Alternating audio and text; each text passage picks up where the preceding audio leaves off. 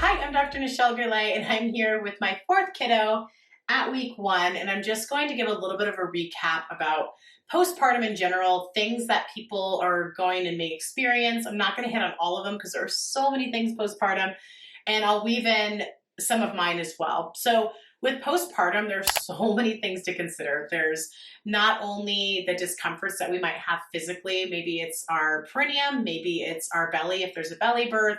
There's nursing stuff that can go on, whether it's engorgement of the breasts or baby's not able to latch because of some oral dysfunction or oral ties, or there's low supply, maybe based off of how someone's birth was. So there's so many things to consider about feeding your baby.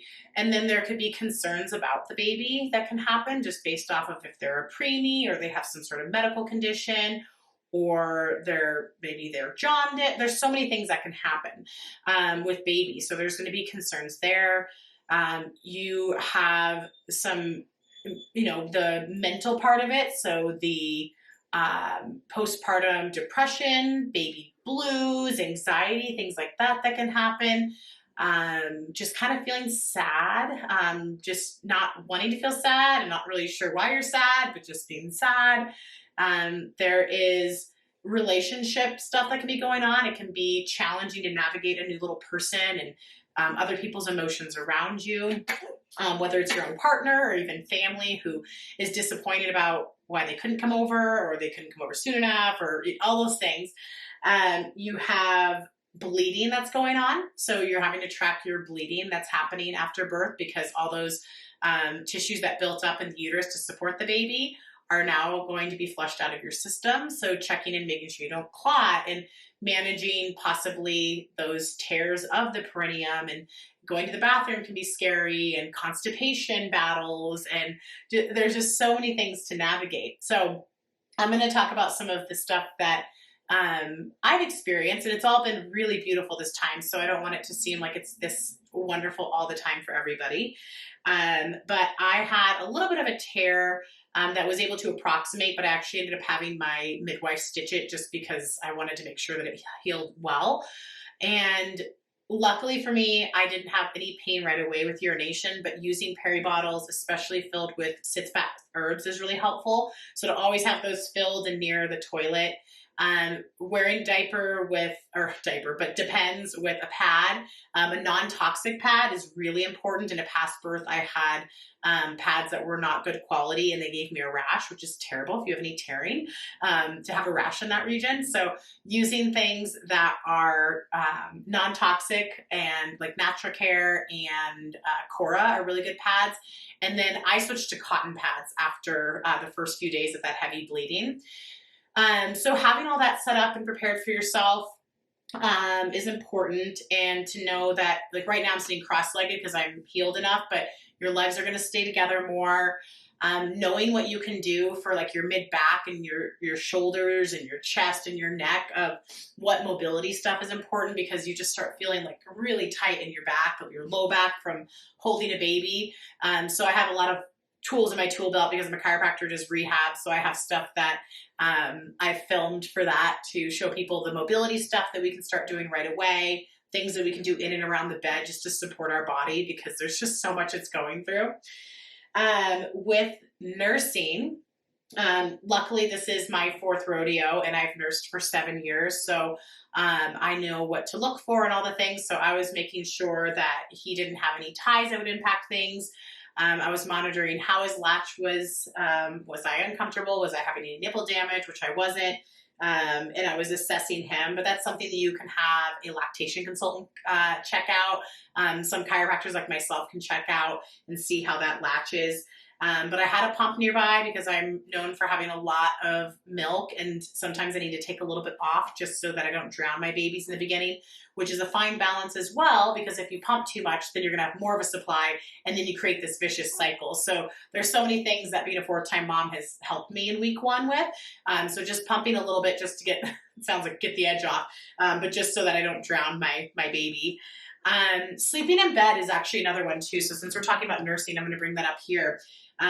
So a lot of people won't sleep in bed because they're told that bed sharing is dangerous, and it can be if you don't know what you're doing. But we have a DockATot we can use, which is like a little pillow like enclosure they can sleep in, but I've always felt most comfortable with my babies within my arms. So your arms and shoulders might be cold, so I'll wear something like this to bed so the sheets don't go past my belly button. And then he's wrapped up and he literally just sleeps in the crook of my arm. And then I nurse him here and he goes back in the crook of my arm. I sleep with him on this side of my body because my partner's over here and really tired. And so it's important to make sure that you feel comfortable if you sleep in bed with your baby, that you feel like you are comfortable with that situation. You don't have too many pillows around. Like you can have a pillow that you sleep on, but you don't want to have all these extra pillows around you, like maybe you did during pregnancy. The sheets shouldn't go past your belly button. If you're cold, you should just put something more on to keep yourself warm. Sideline nursing is great. That's been really awesome for me, but not everybody loves that. So you might get up in the middle of the night. So in the middle of the night, I have a rocking chair that's in front of me right here. And I use a salt lamp, which gives a really soft light in the middle of the night so I can see what's going on with nursing, because infants that are a week old are kind of like bobbing and they have a harder time finding the nipple than like a 3-month-old. So having like a salt lamp light with my pump over there, just in case I need a pump, is helpful. For the breast, I don't usually use nipple cream, but there's so many nipple creams out there you can use just to make sure that they're a quality brand. Local apothecaries usually have really great stuff. You can put on your nipples if they're sore. But what I found actually the most successful than anything is having these silverettes, which are these little silver caps. So I call them my nipple armor. And I put that in and it covers up my nipple so nothing presses against it while it's a little bit tender in those first few days. And then I use, let's see, I'll just pull this one out.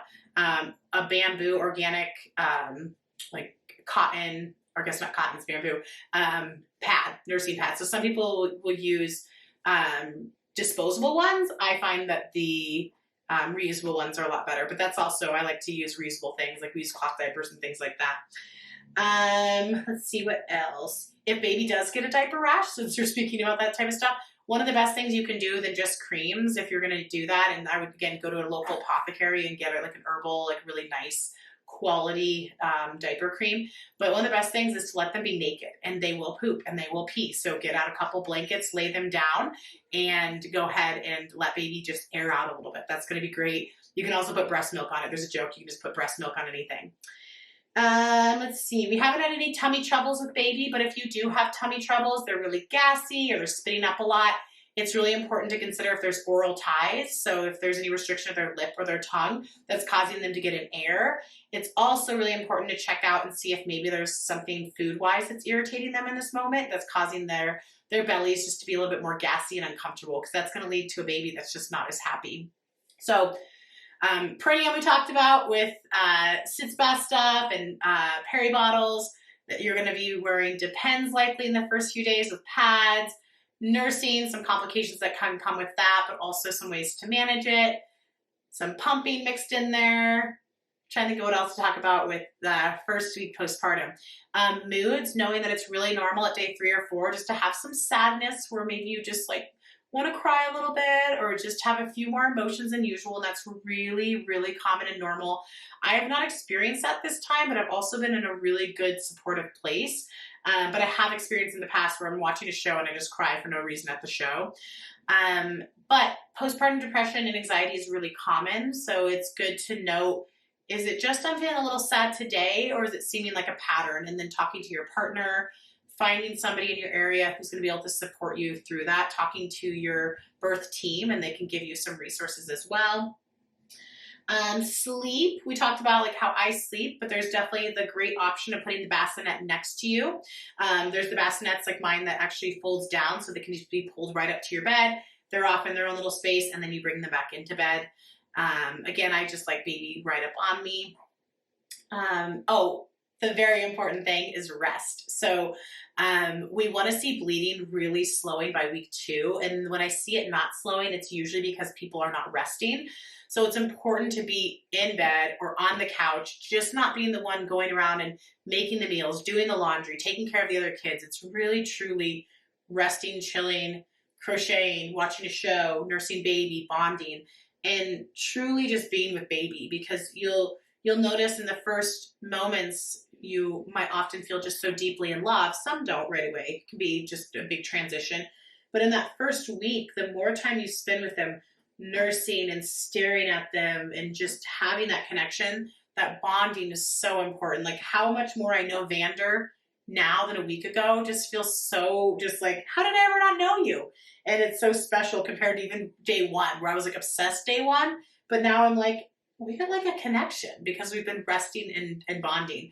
My bleeding stopped at day 6 because I was resting. I wasn't doing things around the house. I was nursing, and that helps contract the uterus. I was actually massaging my belly and massaging the fundus, which is the top of the uterus, which also helps it contract and go down.